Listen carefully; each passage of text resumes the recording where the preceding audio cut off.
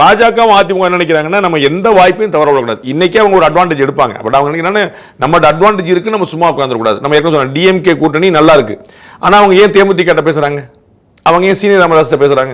அப்ப அந்த வாய்ப்பையும் தவற விட்டுறக்கூடாதுங்கிற ஒரு முயற்சி தானே. அப்ப அதுதான் இவங்களுக்கு. அப்ப நாம் தமிழர் வந்தா சந்தோஷம், அதுல ஒரு பெரிய வாக்கு கூடும்.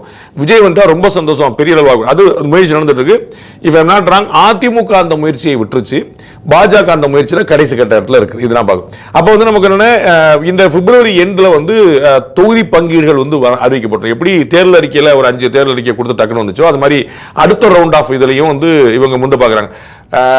7-8 வாக்குல தான், அதே பிப்ரவரி 10க்கு முன்னாடி தான் திமுக கூட்டணியில் காங்கிரஸ் இருக்குதாங்கிறதே உறுதியா தெரியும்.